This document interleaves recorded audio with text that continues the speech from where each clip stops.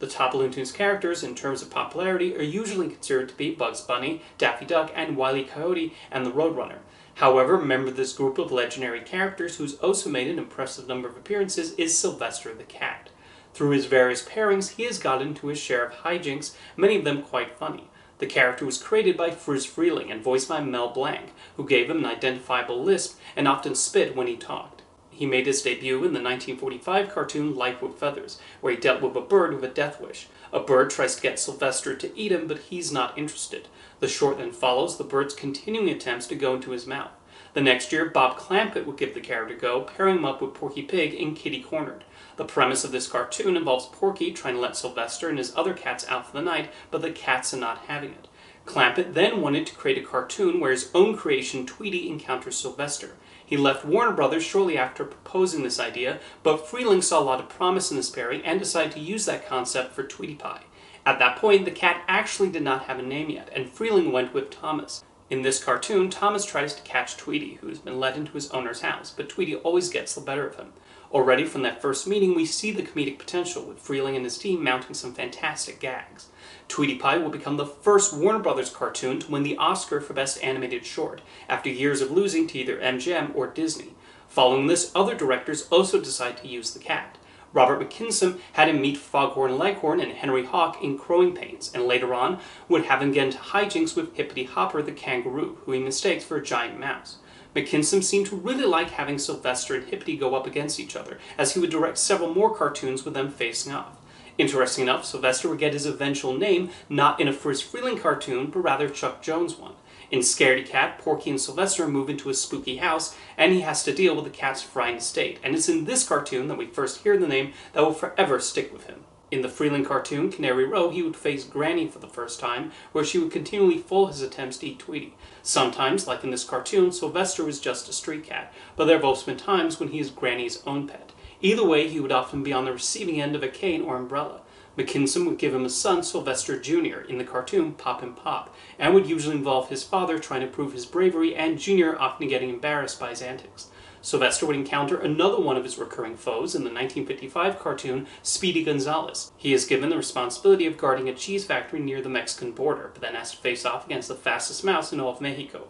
The short won an Oscar, solidifying that he would meet Speedy on more occasions. The third Sylvester cartoon to take home an Oscar was Birds Anonymous, in which he joins a support group for cats trying to avoid eating birds. Naturally, Sylvester struggles with kicking his habit and still desires to eat Tweety. It's a very funny short, and Mel Blanc even said it was his favorite cartoon he voiced for Warner Brothers. Another notable and memorable cartoon was Hide and Go Tweet. In this one, Tweety drinks Dr. Jekyll's famous formula and transforms into a giant bird who scares Sylvester. It's a great cartoon, although not the first time Friz Freleng used that concept, as a previous short had Sylvester drink the formula, while another involved Bugs Bunny dealing with Jekyll. Freleng seemed to really like that story. The success of the Sylvester-Tweety pairing would lead to not only several cartoons, but also a novelty record. Performed by Mel Blanc and released in 1950, I Ta Putty Tat is about Tweety and Sylvester singing about their rivalry, and it's quite the catchy song. Friz Freleng and Robert McKinson would continue to utilize Sylvester in multiple cartoons until the end of the Looney Tunes golden era. In one of his last appearances during that period, Sylvester joined forces with Wile E. Coyote. In the Wild Chase, Speedy and the Roadrunner have a race, and with their shared goals, Sylvester and Wile decide to work together to catch their respective enemies. As you can imagine, Acme products malfunction, and the two predators get pulverized in various ways. This was the only Wile E. Coyote Roadrunner cartoon Freleng directed, as that was often the domain of Chuck Jones.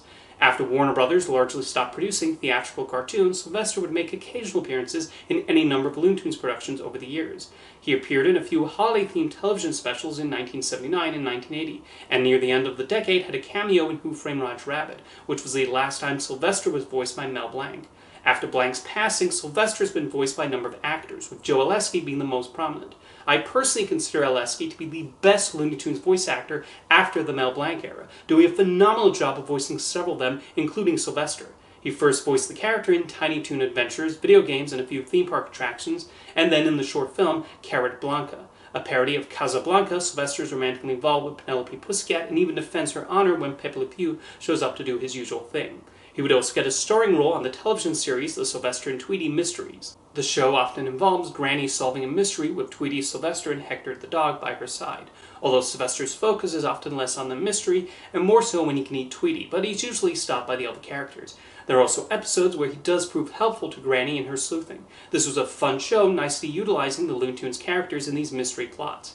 The show employed some of the same team who worked on Animaniacs and other Warner Brothers animated shows of the era, most notably Tom Minton, so it has that feel to it, right down to having Richard Stone work on the music. The Sylvester and Tweety Mysteries was popular enough to run for 5 seasons, and it's a series I did enjoy tuning into, and it thankfully still holds up as an amusing addition to the Looney Tunes legacy. Like several other Warner Brothers animated characters, Sylvester was part of the basketball team in Space Jam, and he was voiced by, curiously enough, Bill Farmer. Yes, the voice of Goofy. Farmer did a really good job voicing him, and he even got to have Sylvester say this line. "We've got balls! Wow!" Despite the problem with the Monstars, Sylvester cannot help but still think about eating Tweety. He would get the starring role in a new short produced by Chuck Jones titled Father of the Bird. The short has Sylvester grow a conscience and an unusual attachment to a small bird he comes across. Throughout the short, he tries to protect the bird from various dangers, and it is amusing to see him in this position. He would immediately go back to wanting to eat birds, though, in the direct-to-video feature Tweety's High-Flying Adventure. In the movie, Tweety embarks on an around-the-world-in-80 days type mission, and Sylvester gives chase after him as they go from country to country. A few times, Tweety does save his cat nemesis, although he goes back to trying to eat him shortly afterwards. One of his most enjoyable appearances of the last number of years was in the animated short I Taught Putty Tat. Using recordings of Mel Blanc performing the song, it's a delightful homage, wonderfully bringing the lyrics to animated life. Like the other Looney Tunes shorts Matthew O'Callaghan directed, it did a fantastic job of translating the characters to computer animation and providing plenty of that slapstick goodness as Tweety sings about the putty tat and Sylvester attempts to make him his lunch. After Mel Blanc and Joe Alesky, Jeff Bergman is Sylvester's other most prominent voice actor. On the Looney Tunes show, he's again living with Granny and Tweety, and as usual tries to eat Tweety, but Granny always gets him to spit him out. Bergman has also voiced Sylvester in the newer Looney Tunes cartoons, and the artist came up with some funny scenarios. There's one where he thinks he's being followed by Ghost Tweety, and another where he tries to get that little canary during a holiday shopping spree. Last year, he played a major role in the direct-to-video movie King Tweety, where he was voiced by Eric Bauza. In the movie, Tweety finds out he's a descendant in a long line of royal birds and becomes king in a dog-populated country. The dynamic is a little different here. While Sylvester still has an appetite for birds, Tweety is shown to have a genuine affection for Sylvester. When one of the dogs on the island tries to do away with Tweety to gain all of the power, Sylvester goes out of his way to help and protect Tweety. I found this quite an enjoyable movie, and while a slight break from the usual relationship between the two characters, this did allow for plenty of funny gags.